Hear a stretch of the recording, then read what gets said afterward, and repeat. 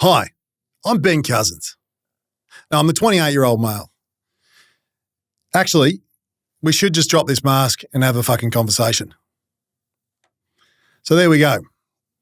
It's nice to actually meet you. It really is. Some of you have been with me since 2018 when I started a burner account on Facebook and decided to just air my dirty laundry and share every one of my shortcomings with the public, like you should do, I would have thought, instead of going to therapy. And they were dark times for myself. I'm sure if you have been following me since then, you've wondered, who's behind this thing? Is it just a smart ass who's had it on a silver platter? No, I'm not talking about, don't go there. Not that silver platter, nothing from the microwave. I did have a rough run and it coincided perfectly with turning 28. I've said this on different podcasts. I've written it. I've talked about it pretty extensively without taking my mask off. Everything that could go wrong did go wrong. And this funny thing happened when I started the page. I thought this is just another example of me self-sabotaging my own life. Why am I doing this instead of going and getting a mental health plan? But, 6 months in, seeing all these like-minded people who were going through or have gone through the things that I was experiencing, and you're okay. And in this strange way, that gave me the therapy I probably needed at the time, this ability to come and just air my lowest moments and have people laugh at it, not cancel me, not tell me you shouldn't exist in the world, but to actually have a laugh at it and have a conversation about it, albeit through the filter of satire, which I love. And I'm the biggest advocate for, as you all know. I'm still doing it. I'm 35 years old and I'm still running a meme page. Like, there's got to be something off in my head to be still doing this. But hear me out. The reason I'm still doing this is because over that 6-year period, along with my experiences of connecting with people and feeling like I'm not alone, I've seen this little community build of all of the followers, men and women.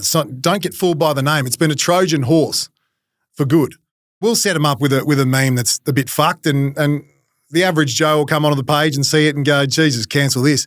But that same joke will disarm such a tricky topic like mental health, addiction, gambling, all the things that we go on about. The media's insistence upon taking something that we already feel shit about and we already feel panic and anxiety about and twisting the knife by jamming that same thing in our face repeatedly. This page has served as a counterculturalist voice to that. That feeling is what I want to take out of the internet and bring into the real world.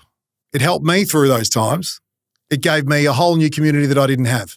If I could turn the inbox over to everyone who might be looking at this and thinking, carry on, mate. You're not that important. No, I'm not. You're right.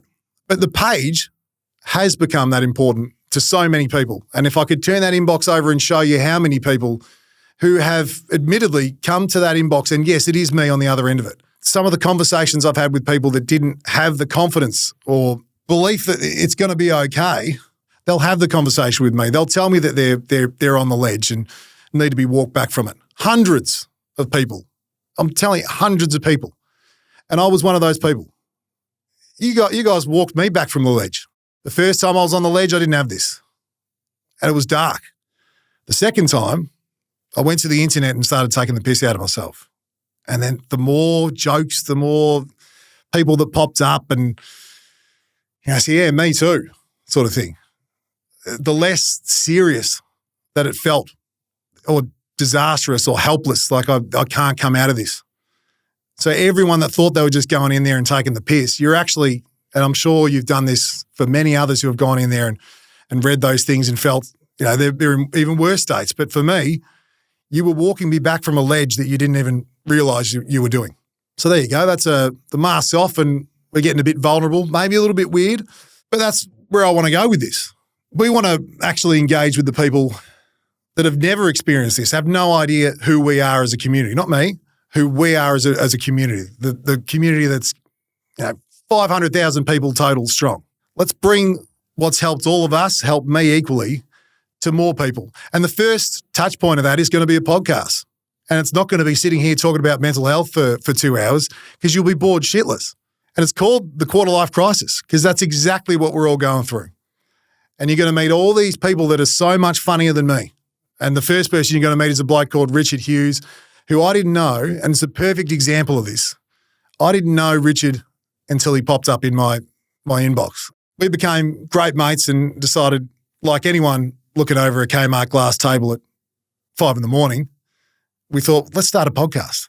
And maybe it'll work, maybe it won't. But as a 35-year-old now, looking at this whole thing and what are we going to do? How do we bring this out? Is there any way to bring this out of the darkness and into the world? We're going to have a throw at the stumps. And hopefully you like it. But at the center of everything will be you, the followers, everyone who's made this page what it is today. So join me. I'm excited. It's nice to actually finally meet you and look down the barrel and say good day. And most importantly, get a big dog up you.